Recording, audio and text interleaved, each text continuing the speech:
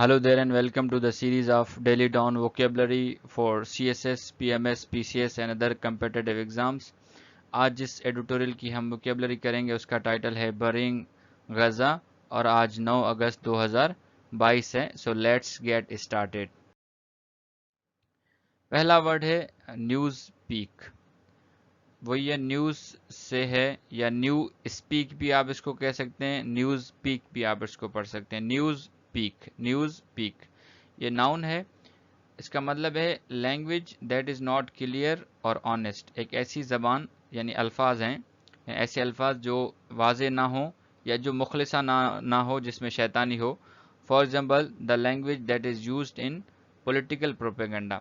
जो सियासी प्रोपेगेंडा के लिए जो ज़बान इस्तेमाल की जाती है वो कौन सी होती है?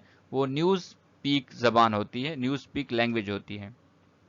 एग्जाम्पल है it is a sad commentary on the politics of the middle east.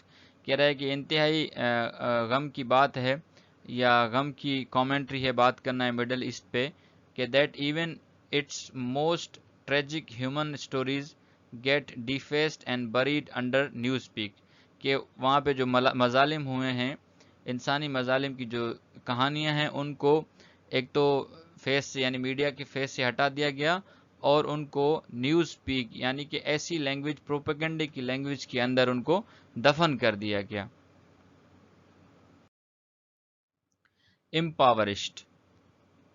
इम्पावरिश्ड adjective है पार्ट्स ऑफ स्पीच में. वेरी पुअर और without money.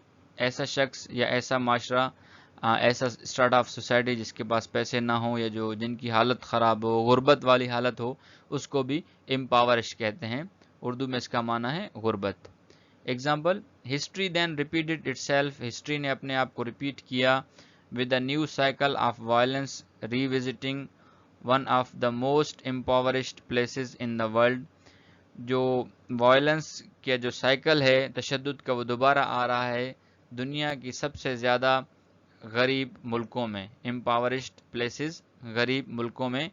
लाइकेंड by many to an open air prisoners, जिसको काफ़ी बहुत सारे लोगों ने एक ओपन एयर प्रिजन कहा है. यानी फ़लस्तीन के बारे में बात कर रहा है कि एक ऐसी जगह है जहाँ पे गुर्बत है और जिसको एक ओपन एयर प्रिजन है, जहाँ पे पूरा माशरा जो है वो जेल में रह रहा है.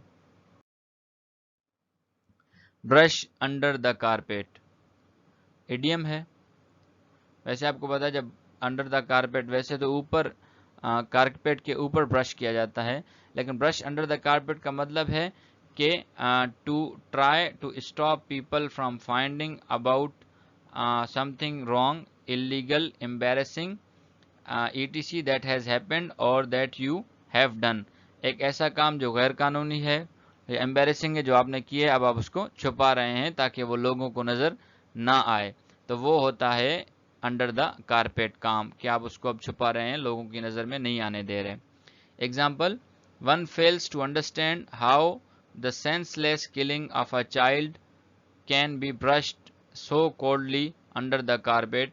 कह रहा है कि ये न समझने वाली बात है कि एक बच्ची की जो गजा में जो अभी हमला हुआ है उस पर जो एक बच्ची शहीद हो गई, कह रहे हैं उसके कत्ल को किस तरह छुपाया जाएगा, जो कि एक ऐसा कत्ल है, कोल्डली है, वाज़े है, सामने है सबके, उसको अंडर द कारपेट नहीं डाला जा सकता, उसको छुपाया नहीं जा सकता. नेक्स्ट वर्ड है जी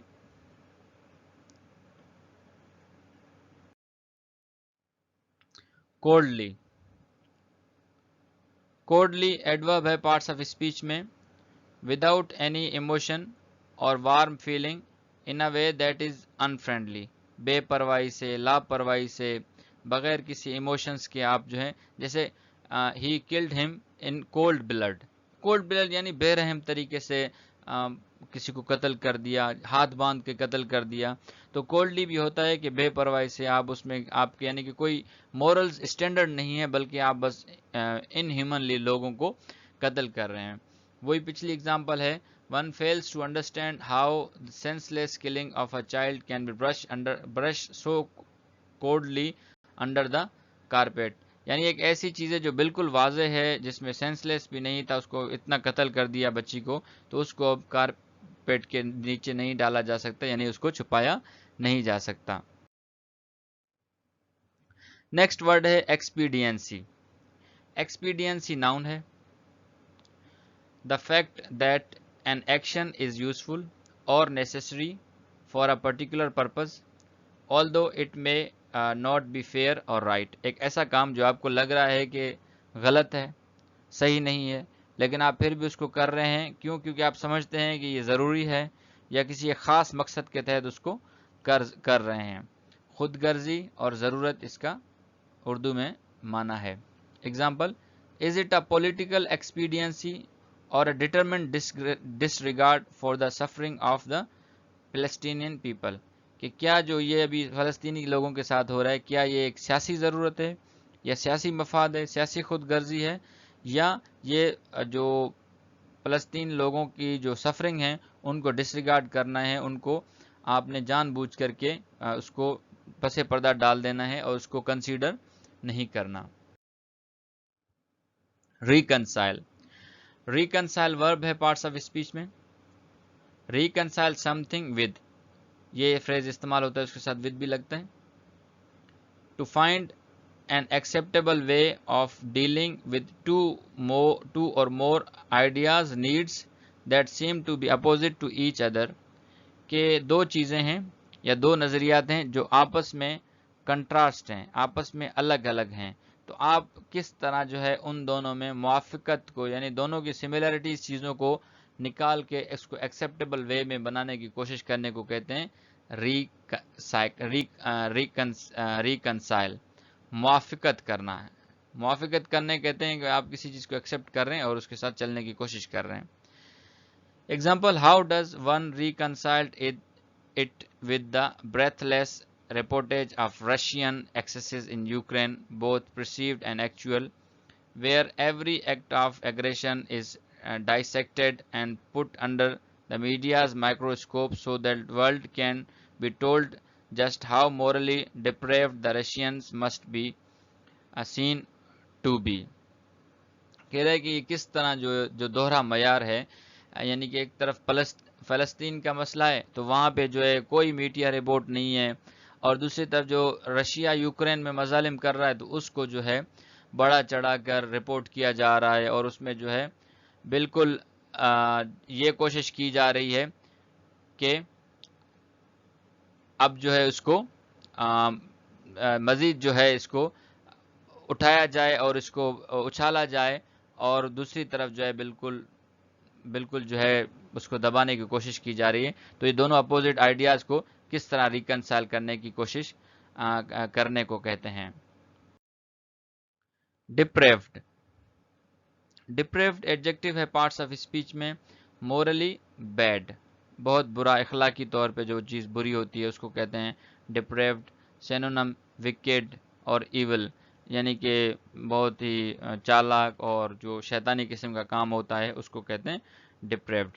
ایگزامپل وہی ہے، morally deprived the Russians must be seen to be, کہ کس طرح جو میڈیا ہے وہ یہ دکھا رہا ہے کہ رشینز جو ہے کتنا اخلاقی طور پر گرے ہوئے اور شیطان قسم کے لوگ ہیں، جبکہ وہ دوسری طرف خود جو کام کر رہے ہیں فلسطین کے اندر اس کو کہہ رہے ہیں کہ جی یہ ایک جو اسرائیل ہے اس کا رائٹ ہے کہ وہ اپنے آپ کو پروٹیکٹ کرے۔